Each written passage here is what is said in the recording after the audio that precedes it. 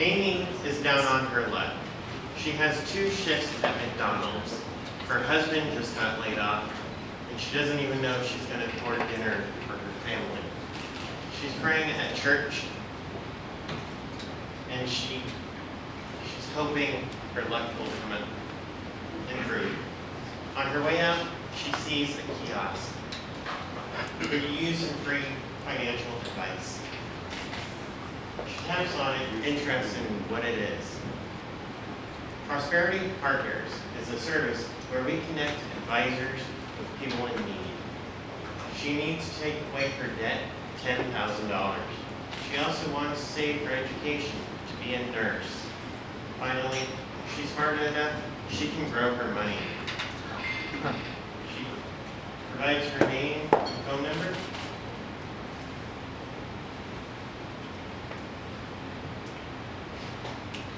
And she goes home to her husband. John is sitting at home looking for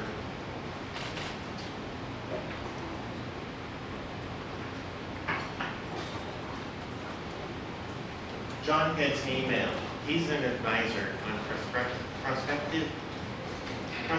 Prosperity Partners.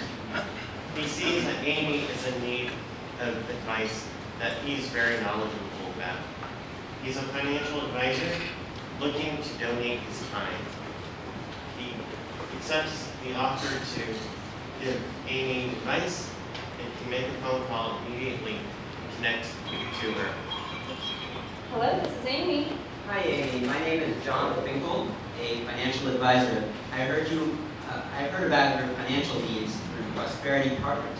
Do you want to discuss your needs to eliminate your debt, save for college, grow your money? I'd love to help you. That sounds wonderful. Thank you, John. John gives Amy a 30-minute free consultation, understands her needs, and sets up a plan of action. We'll skip ahead to 3 months. Amy logs into Prosperity Partners and can see her goals are being met. First, she has gotten out of credit card debt. Second, she's got enough money to afford a field trip for her son. And finally, she's on her way to nursing school and investing in growth accounts. Thanks to John and Prosperity Partners, I'm on my way to a better life. And what does John get in return? I found that he's regarded really highly in his professional circles for being such a do-gooder and helping people like me.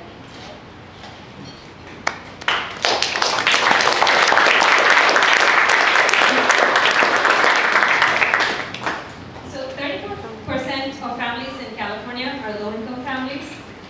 And low-income family is defined as a family of 4 that makes less than $45,000 a year. Some of us make twice as much and think we're done on our luck, right? So, and many of these guys have barely, like 40%, barely have a high school degree at best. When I tried to navigate the Financial Planning Association's website to try to find a financial planner, you know, with my master's degree and my work experience, 4 pages deep in, I found 4 tabs with 60 options to choose from before I could even contact a financial planner. I gave up. I doubt that many of the people in the situation that we just described to you have any more resources to be able to do any better. So, a few months ago, I did a bit of research as part of a project and talked to a bunch of low-income families trying to help them to save better. And all of them kind of just went with the flow on what it is. They tried to do what was best for them. Some of them contacted nonprofit organizations for help.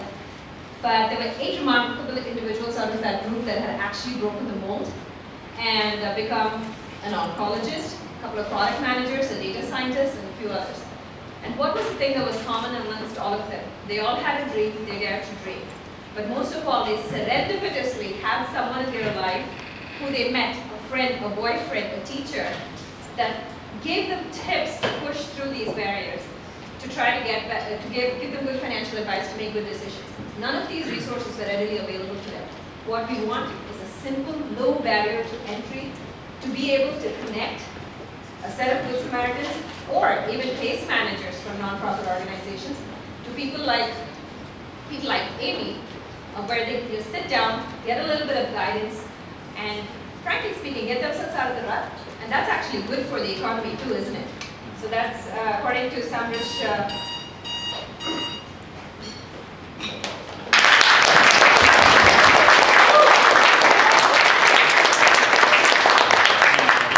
Thank you if you have questions. Question, how did you guys come up with the idea of a kiosk versus kind of using devices that you already have, like an app, that they wouldn't have to go to a certain place, they can just actually initiate the discovery process with the financial advisor just from their phone? Because first of all, you have to know about the app. First of all, you should have a smartphone. You should know about the app, hear about it someplace, have the time to sit down in the middle of the night, open up that app, and then go through a process. Something like this, and after that, apps usually tend to go much deeper. This is pretty much like serendipity. Again, you're just walking down. You could be at a Walgreens, you could be at church, you could be at any place.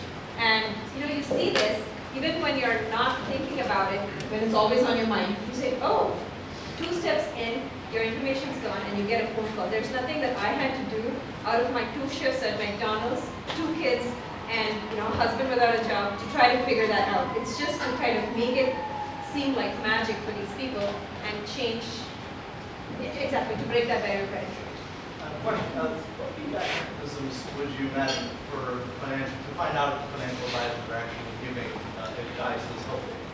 Actually, that's a really good point. So one of the things that we thought as a first step would be to see that most financial advisors are they're out there already. They're already serving people with money and things like that. And they obviously would have a LinkedIn profile, right? So at best, first of all, they start their account with that, so you know that they're at least financially savvy, right? As a first step.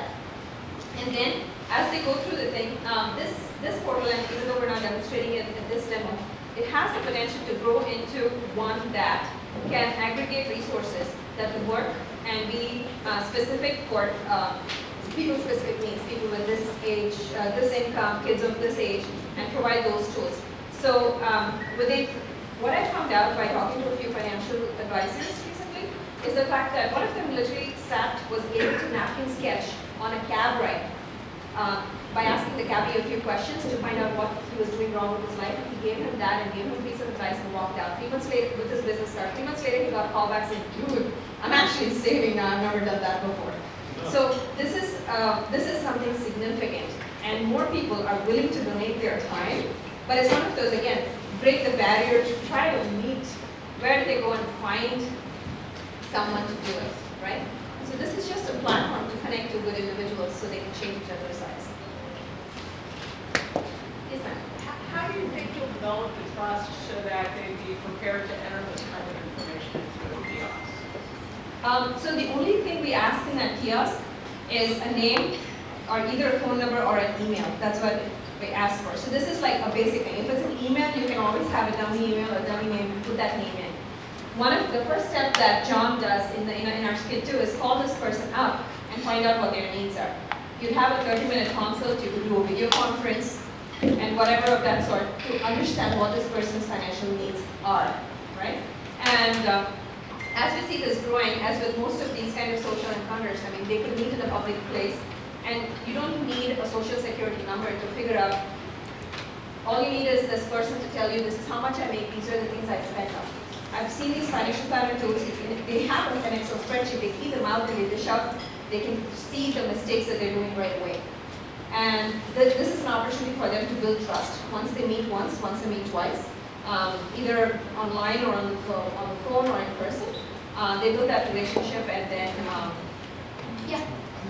Yes, go ahead. And even being technologists, we kind of doubt if technology is safe. But the one-on-one conversation with a real human, that adds that trust back. And so it's not a technology system that we're connecting you to. It's a one-on-one personal relationship. And that's a lot different than a website. Yeah, maybe trust was the wrong word when I asked my question. What do you think will convince the person to pay attention to the kiosk about financial advice? A good splash screen. Yeah. No, really, that's what we have. But it's like, could you use some advice, or do you need help, or You know, with the right resources, we could probably have the best set of words and do a big, you know, research to find out what it is that we need to actually respond to. Good job, guys, picking a big bad problem that needs fixing. And I think I've heard of some of the issues here that people are implying that maybe the kiosk is an issue, but I do see that's going to be really powerful. Can you talk about how she'll make money or maybe that's what you're going to get to, Phil. So, as this relationship evolves, they get to know each other. Amy will actually start trusting John in providing services. And since she's now out of debt, she can afford to actually pay him. And so, he's got a customer of the right. And as long as he keeps doing this, he can actually build a customer base that he can do his own business. Many of these financial advisors make their money out of getting a commission for the services that they recommend. So that's one way that happens, and you can get a referral fee for a client that they retain. And the second thing is also that over time we see this portal growing into something that, you know, one of the tidbits that I found out through this research was that MassMutual offers free life insurance for people who make between $10,000 and $40,000 and who have 2 kids under the age of 17. Free life insurance. Most people don't even have life insurance, and nobody. It seems that these applications hardly ever get filled because, you know, nobody has the time to do it, doesn't want to do it, whatever it is. But it turns out that every financial organization has these offerings for things like this, and so that's how the portal, as this portal expands, and those products are actually put in the system, and it helps them to make a decision to add that to their portfolio. We've given a referral to the financial organizations as well. Most of all, we're building an immense social currency. This is like the Bitcoin of social goodness, and you can feel that good about that as well. I love the idea of the kiosk personally, just because working with so many folks who don't have smartphones, just as the girl was talking about, see so many people have this huge that technology just. What I'm curious, do you guys have multiple languages in consideration, and how would you ensure financial advisors multiple languages? Again, where would you target when you first had kind of very first pilot? You know, where would they go? I would probably put it in a church, McDonald's, a Walmart, and at community fairs out in Farmers Market out in San Francisco that happen all the time. It would be a good place to see where people are not thinking about stuff, but they're not even, you know, doing other things. They're out, so their mind is a little bit more free than, you know, running behind kids and cleaning up and trying to get home and all that stuff. It's like the time that you have at a bus stop. It's like those are 2 minutes you can't do anything, so you'll find a way to look at these things. So there's a button to translate it to a different language, and we can then target different languages based on that location. And different communities, yeah, exactly.